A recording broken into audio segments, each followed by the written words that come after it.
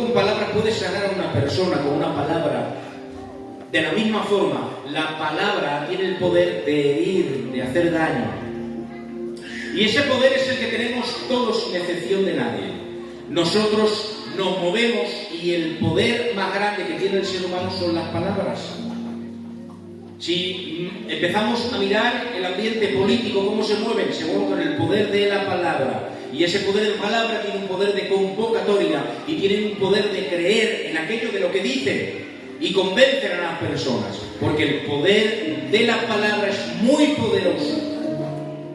De la misma forma, Dios nos ha dotado a todos nosotros, a la Iglesia del Señor, nos ha dotado con características diferentes a las del mundo, y son unas características que Dios ha puesto, y a esto me gustaría que dijeran amén. Dios ha puesto en ti la virtud de poder sanar a tu hermano con tus palabras. Amén. El texto sagrado dice en Lucas capítulo 6, verso 45, dice, el hombre, que Dios os bendiga, el hombre bueno, me gusta esta frase, creo que es un buen apelativo, el hombre bueno. Ojalá que cuando me conozcan y hablen de mí, con que digan esta frase me es suficiente, no quiero más. Daniel, un hombre bueno. ¿Te gustaría que hablaran de ti de esa forma? Que hablaran de tu nombre, Antonio, Felipe, María, Belén, y que digan un hombre, una mujer buena.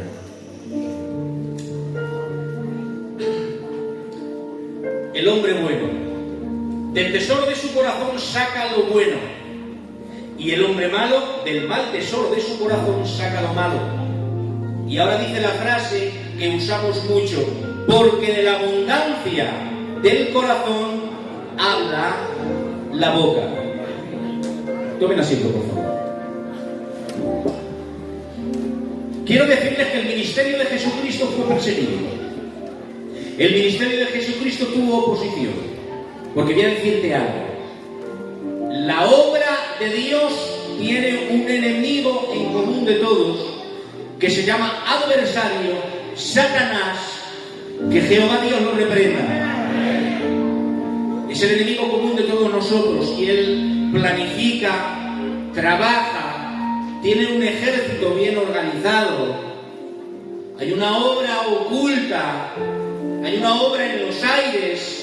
Os dice la Biblia que él es el príncipe del aire, y hay operaciones en el aire que quieren hacer daño a la iglesia y que operan para estorbar el avance de la obra de Dios. Pero miren, tengo una agradable noticia para todos ustedes. Lleva 2000 años intentándolo, desde el principio de la creación del hombre, voy a poner 2000 años, lleva 2000 años intentando paralizar la gracia redentora de Dios, y no ha podido, porque no hay nadie que pueda estorbar, paralizar, obstaculizar. Cierto es que puede meter estorbo, pero aunque tengamos estorbo en la obra de Dios, aunque quieran paralizar la obra de Dios, la gloria de Dios es como fuego, es como un fuego que se enciende y que va por las casas, por los hogares, por las familias, y cuando te quieres dar cuenta, ha tocado a tu papá, ha tocado a tu mamá, ha tocado a tu hermano por medio del Evangelio de Jesucristo, y cuando te quieres dar cuenta, toda tu casa está rendida a los pies del Señor. Y tú me dirás, ¿y cómo ha sido? No lo sé. Lo único que sé es que el poder de la cruz llega a todas las partes, el poder del Evangelio llega a todos los sitios. Dios tiene tal poder que puede reprender el pecado, puede romper la obra del diablo y puede rescatar a la gente de la esclavitud del pecado, a la gente de estar subyugado a vivir una vida de pecado. Miren, voy a decir algo muy fuerte. No hay cosa más triste que vivir subyugado al pecado, porque el pecado esclaviza, el pecado te mata, el pecado te retiene, el pecado te ennegrece. Por eso cuando habla Cristo, dice: traed vuestros pecados y os haré más blanco que la grana. Aleluya. Y Cristo también tuvo estorbo. Y ya tomamos como ejemplo la vida de Cristo, que nada más nacer ya empezó a tener estorbo, empezó a tener oposición. Esta palabra que acabamos de leer, el hombre bueno del buen tesoro de su corazón saca lo bueno, y el hombre malo del mal tesoro de su corazón saca lo malo, porque de la abundancia del corazón habla la boca. Estas palabras se las dirigió a una persona, queridos hermanos, que debido al odio que tenían en sus corazones hacia Jesús, porque no podían encontrar nada en Jesús que le pudiera tachar o que le pudiera manchar, por medio de situaciones, de momentos, querían hacer una estratagema. Si ves el texto entero, estaban haciendo una estrategia, una obra del diablo para poder manchar a mi Cristo, para poder encontrar algo de qué acusarle. Pero voy a decir algo y ustedes digan amén. Jamás encontraron nada de qué acusar al Cristo de gloria. Y ahora Dios da, el Cristo de gloria empieza a hablar acerca de la naturaleza de esos hombres, que nosotros en esta tarde vamos a hablar acerca de la naturaleza de las palabras que proceden del tesoro del corazón. Jesús profundizaba más de la condición de estos religiosos y llega hasta la raíz del problema, y la raíz del problema es el corazón. El hombre del buen tesoro de su corazón saca lo bueno, y el hombre malo del mal tesoro de su corazón saca lo malo, porque de la abundancia del corazón habla la boca. Miren, nosotros no podemos descubrir el corazón, yo no lo entiendo, yo no puedo ver el corazón de todos ustedes, pero sí puedo ver su vocabulario, y no estoy hablando simplemente de decir malas palabras, no estoy hablando de eso, que eso es vida de santidad. El cristiano no puede echar maldiciones, no puede decir malas palabras, no puede mentir, no estoy hablando de eso, estoy hablando del uso que hacemos con las palabras para traer sanidad o para dañar, que es muy diferente. Porque hay veces que se convierte en un hábito que tiene que ser roto, porque el hábito de echar maldiciones tiene que ser roto por la palabra y el poder de Dios, y tienes que rendirte a los pies del Señor. Se convierte en un hábito sin darte cuenta, ¡pum! Pero en esta tarde no me voy a meter con ustedes por si alguien, que no lo sé, tiene algún hábito en su corazón y sin darse cuenta empieza a pronunciar palabras deshonestas o es maldiciente porque se ha convertido en un hábito. Ese hábito lo tienes que rendir a los pies del Señor, tienes que romper esa ligadura que tienes en tu corazón. Pero mucho más profundo que hablar mal o echar maldiciones es el uso de las palabras en hacer bien o en hacer daño. Por eso dicen las Escrituras, el hombre, ¿saben ustedes que el hombre es tripartito? O como dicen algunos teólogos, bipartito. El hombre tenemos tres partes o dos partes, una carnal y una espiritual, con alma y espíritu, o espíritu, alma y cuerpo, que es lo mismo. El alma se habla a través del espíritu con Dios, y el alma a través del cuerpo se comunica con el ámbito terreno, con el ámbito de la vida terrestre. Por eso dice, el hombre, el tripartito, el hombre completo, lo que somos nosotros, el ser completo, ese del buen tesoro, ¿de qué? De su corazón. Y ahora entramos en el mensaje. Del buen tesoro de su corazón está hablando de depósito. Cuando habla del corazón está hablando de depósito, está hablando de llenura. Miren, si yo cojo este agua que he bebido un par de sorbicos y un hermano me presta una botella de agua, yo abro el tapón y empiezo a verter agua sobre la botella, llegará un momento donde rebosará y el contenido se saldrá, y en ese aspecto del original está hablando que de la abundancia del corazón rebosa la boca. Por lo tanto, dime cómo hablas, cómo utilizas tu vocabulario, qué corazón tienes para amar a tus hermanos, y te diré qué corazón tienes. Porque dentro de tu cuerpo tripartito o bipartito, en tu alma, cuerpo y espíritu, ahí tiene que estar la esencia de Dios, la naturaleza de Dios, el amor de Dios, para que con tus palabras te conviertas en un instrumento de sanación para tus hermanos. Porque miren, estamos en un tiempo tan difícil que no estamos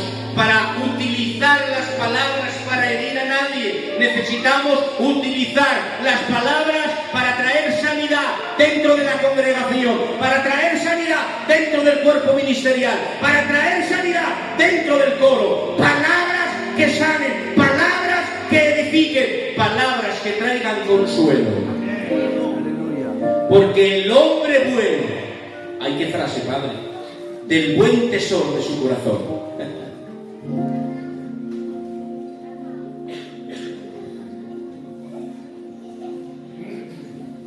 En el alma reside la voluntad, la mente y las emociones, y el espíritu es el que se comunica con Dios.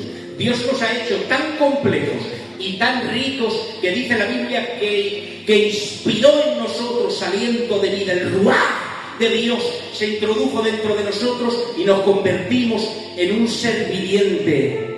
Y déjenme que utilice esta frase: semejantes, no igual, semejantes a Dios, conociendo, teniendo mente, teniendo un yo personal.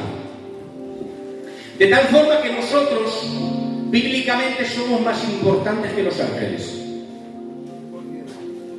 La naturaleza de la Iglesia tiene tal dignidad que es más importante que los ángeles. Porque nosotros, en la eternidad, seremos administradores del reino de Dios. En el milenio seremos administradores del reino de Cristo, en el milenio con Cristo, y en la tierra somos administradores del Evangelio, de las buenas noticias. Por lo tanto, los ángeles son mensajeros, dice la Biblia, pero la Iglesia es el cuerpo de Cristo. La Iglesia es el vocero de la palabra de Dios. La Iglesia es donde reside la gloria de Dios, el Espíritu Santo de Dios, para transmitir, para golpear los aires. Vamos a meternos en el campo espiritual. Miren, hay personas que no entienden el campo espiritual. Hay veces que entras a una casa y la mala presencia de Dios te golpea el pecho. Entras en otra casa y hay un espíritu de adoración terrible, porque hay un ambiente de Dios, porque se hablan palabras. No es una casa que de día y de noche se están maldiciendo, golpeando, se hieren unos a otros. ¿Qué ambiente puede haber en esa casa? Hay casas, queridos hermanos, que están llenas del ambiente de Dios, porque aunque se hacen daño, porque te voy a decir algo, si tú quieres que jamás te hagan daño, desapareces del mundo. Porque hasta esta persona que ves aquí, seguramente que te puede hacer daño. Pero la Biblia dice, no te dice, desaparece del mapa, escóndete en una montaña. ¿Cuántas veces hemos dicho la famosa frase: ojalá me fuera una isla, ojalá me fuera una montaña? Y esos son buenos deseos. ¿Saben por qué decimos eso? Decimos eso, queridos hermanos, porque no queremos que nos hagan daño, no queremos el mal. Miren, aquellos que conocemos a Dios, que sentimos su presencia, anhelamos la paz, anhelamos la bendición, anhelamos el estar tranquilos. Pero te aseguro desde aquí que esos buenos deseos no se cumplirán en la tierra en su totalidad. Y te voy a decir algo para que lo atesores.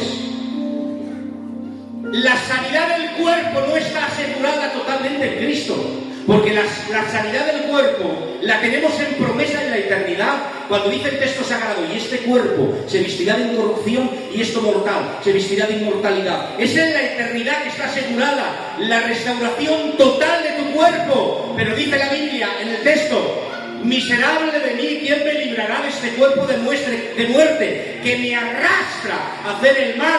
Porque hay una tentativa diaria en nuestra vida, es un cuerpo de pecado que tenemos que someter a la vida del Espíritu. ¿Verdad? Por eso la sanidad, cuando Dios la regala, nos rendimos a sus pies. ¡Aleluya! Miren, nosotros podemos contar barbaridades de lo que Dios está haciendo en la iglesia. Barbaridades.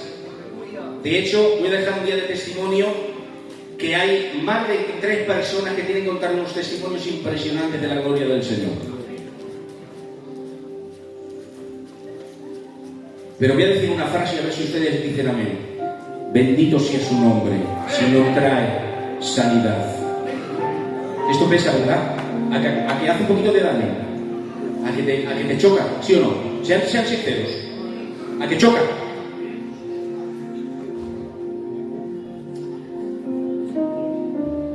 Si Dios no te sana, Dios sabrá.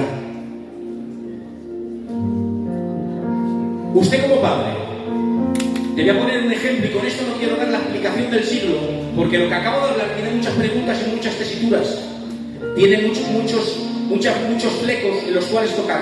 Y solo te voy a decir algo, y con esto yo creo que me vas a entender. Un buen padre jamás le dará algo a alguien, a un hijo, si le pide algo, y ese algo, él sabe que no le va a producir bien. ¿Cuánto han entendido?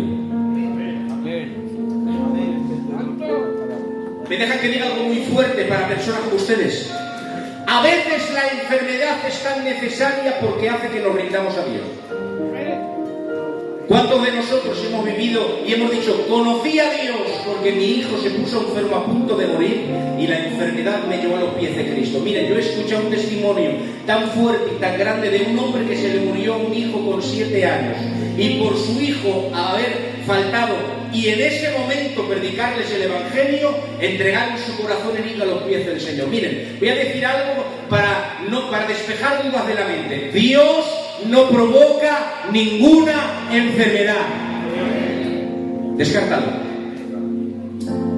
Dios nos creó dentro del huerto del Edén y nos creó inmáculos. El deseo de... Miren, ¿cuántos quieren conocer la mente de Dios y el deseo de Dios para ti? Voy a utilizar un texto que utilizó nuestro hermano Juan Maño en uno de los ensayos. Porque yo tengo pensamientos de bien para ti y no de mal. Esa es la mente de Dios para ti. Dios creó a Adán y Eva dentro del huerto del Edén y lo creó de tal forma que no podían enfermar. Ese es el deseo de Dios para ti. Pero ese deseo de Dios se rompió y ahora sí, cuando diga la causa, ustedes la van a decir porque la conocen, porque saben igual que yo. Pero por causa de Él... Ay, no me acompañan ustedes. Deja que lo diga otra vez. Por causa de Él vino la enfermedad al cuerpo, la muerte espiritual y el hombre se separó de Dios y Dios tuvo que echarlos del paraíso que Dios le había dado. ¿Se dan cuenta quién es el culpable? Miren, que nadie se enfade conmigo si haces así. Yo me miro aquí, que estoy gordito, estoy régimen. Yo me miro y veo al culpable, el por qué tengo enfermedad. Porque arrastro la maldición de Adán sobre mí, porque el Adán era cabeza de familia de todos nosotros, igual que no fue Cristo. Por Adán vino la transgresión del pecado, pero por el Rey de Gloria, el crucificado, vino la gracia redentora, el perdón de pecados, la salvación del alma. Gloria a Dios. Entonces, ¿qué hacemos con Dios? Cuando estamos enfermos, no, miren, jamás dejaré de orar por un enfermo toda mi vida porque creo a Dios. Porque he visto con mis ojos señales, prodigios y milagros. Pero queridos hermanos, déjenme que emplasme esta verdad en sus corazones. También he visto casas enlutadas que cuando entrabas no podías ni respirar. Porque había un dolor tan grande, pero les aseguro, miren, recibe esto de parte de Dios. Cuando entrabas en esas casas enlutadas, la palabra de los enlutados era: un día lo veré, un día lo veré cara a cara. Había esperanza, había ilusión, había fuerza. Porque Dios, aun en nuestro derrotamiento y en nuestra caída, nos ha dado las herramientas para tener gozo.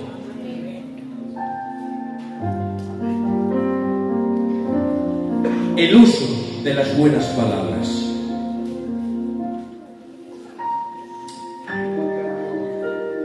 Libro de Hechos, dice la palabra de Dios, hablando del buen depósito del corazón. Hechos capítulo 5, verso 3 hacia el 4. Y dijo Pedro: Ananías, atención a la frase que es aterradora.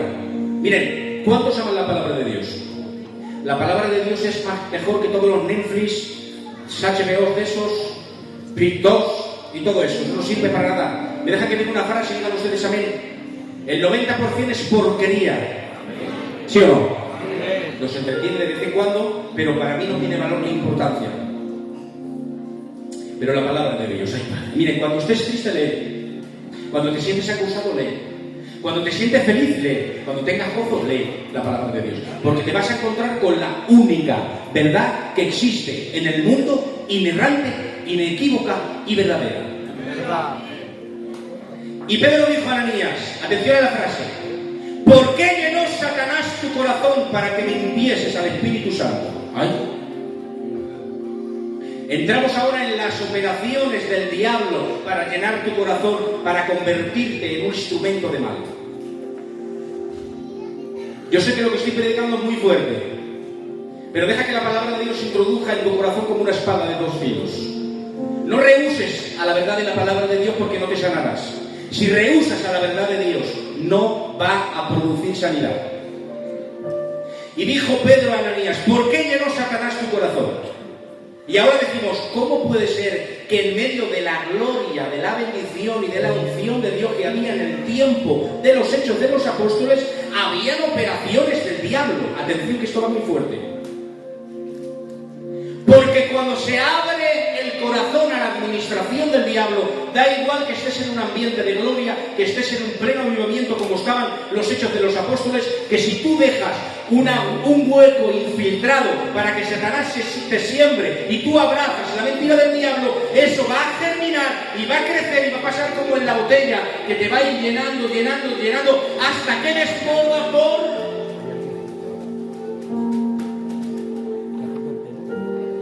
Miren de qué lo llenó. Para que mintieses al Espíritu Santo, número 1, porque les mintió, y sustrajeses el precio de la heredad. ¿Saben ustedes que este texto habla que en el tiempo de Hechos de los Apóstoles vendían las heredades y se las daban a la gente, a los discípulos en sus manos para que fueran los administradores?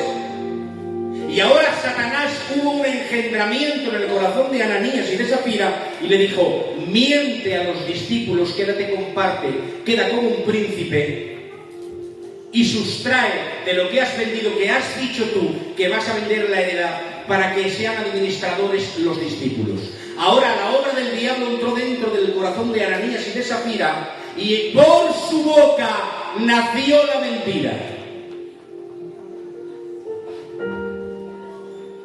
Y ahora sigue el texto sagrado y dice: reteniéndola, hablando de la heredad, reteniéndola no se te quedaba para ti. Es claro, pues si era tuya, ¿qué más te da? Y dice: y vendida, cuando la vendió, no estaba en tu poder, si era tuya, ¿para qué mientes? Que no tiene ningún sentido.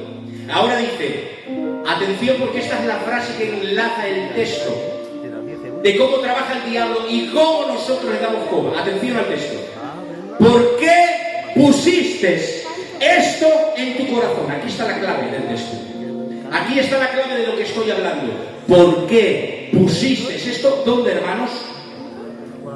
Donde nacen todas, dice el texto sagrado, del corazón nacen las lascivias, lujurias, adulterios, fornicaciones, etcétera, etcétera, etcétera. Esta es la clave del texto y del mensaje que te estoy predicando en el día de hoy. ¿Por qué pusiste esto en tu corazón?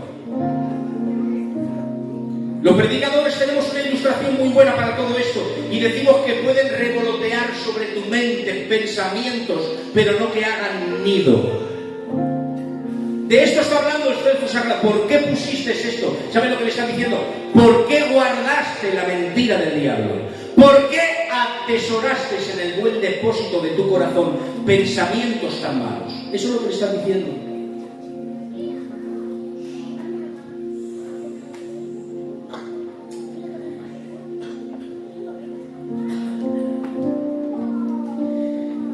Yo quiero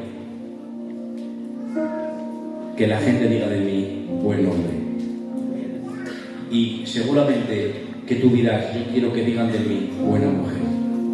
Porque cuando me llaman, mis palabras producen sanidad a donde quiera que voy. Me llaman a una reunión de hermanos, sanidad. Hablar de la obra de Dios bien, la crítica no está en mi boca. Hablar con dulzura, ayudar a aquel que está caído. Esa es la naturaleza de lo que hay dentro que brota de la boca. Por eso, queridos hermanos, no nos podemos llenar el corazón de mala semilla. Tenemos que llenar nuestro corazón de la naturaleza de Dios y no dejar que el espíritu extraño siembre en nuestro corazón y cuando nos queramos dar cuenta, ha operado tan fuertemente la obra del diablo en nosotros que de nuestra boca salen palabras hirientes hacia nuestros hermanos. Miren, voy a decir una verdad muy grande y que nadie se enfade conmigo. Cuando tú veas a tu hermano como tu enemigo, Satanás te ha sembrado. Sé que es una verdad cruda, Cuando tú veas a tu hermano como tu enemigo, Satanás te ha sembrado. Porque aquí no hay enemigos, aquí hay hermanos. Quizás yo te haya hecho daño, tú me hayas hecho daño, a quien se haya hecho daño, pero queridos hermanos, hay una ilustración maravillosa y con esto termino, que cada uno de nosotros somos piedras de un riachuelo y que dentro del riachuelo, cada vez que una piedra se choca con otra piedra viene el agua y depura ese choque que han tenido. Y conforme van pasando los años con el agua y con el choque de piedra con piedra, se produce una figura preciosa en una piedra del río. Tú la coges y está lisita, la tocas y es agradable a la mano, porque ha sido depurada por el agua corriente del río y por los choques con las mismas piedras. Ahora bien, atención que esto es doctrina, para que se forme en ti la imagen de Cristo en tu corazón, cada vez que alguien se choque contigo o el agua de la tempestad de la vida te empiece a trabajar dentro de ti, tienes que tener algo en tu corazón que se llama amor de Dios. No te llenes de razones, porque la razón, cuando te quieres dar cuenta, has perdido la capacidad de amar. ¿Me dejas que lo diga otra vez? Cuando tú te llenas de razones, pierdes la capacidad de amar, porque el amor no tiene razón, ama sin medida. Verdad. El otro día escuchaba unos hermanos en una tertulia cristiana y decían: ¿quién se quiere más? ¿El que dice las palabras, al que hieres, o el que dice las palabras? Los dos. Mira, si yo hablo mal del tío Enrique y voy a su casa y le suelto una frase que le llena el corazón, le hago daño a él, pero es que yo me hago daño porque yo me he envenenado a mí mismo. Por eso dice el texto sagrado, atención a este texto: sobre toda cosa guardada, guarda tu corazón, porque de él mana la vida. Cierra tus ojos, por favor. Levanten una de sus manos al cielo y dile: papá, yo quiero tener un corazón limpio, donde ame a mis hermanos y alguien me ha hecho daño tenga la capacidad de amar. Porque del buen tesoro del corazón, ¡ay qué bien, Padre! Del buen tesoro del corazón nacen las buenas palabras que traen sanidad. Y estamos tan heridos, Señor, que necesitamos sanarnos los unos a los otros. Estamos tan heridos que necesitamos ser bálsamo los unos a los otros. Padre, reprende toda obra del diablo que quiera traer disensión y contienda dentro de la congregación. Ayúdanos a tener el espíritu que tú tenías, espíritu de amor, espíritu de entrega por los demás. ¡Ay, Padre! Miren, ¿cuántos quieren ver el espíritu de Cristo de esta tarde? El espíritu de Cristo es que se entregó a sí mismo en la cruz del Calvario por todos nosotros, desinteresadamente. Ese es Dios. Y ese es el espíritu que Dios quiere que tú vivas. El espíritu de amar a tus enemigos, el espíritu de bendecir a aquel que te maldice, dice la palabra del Señor.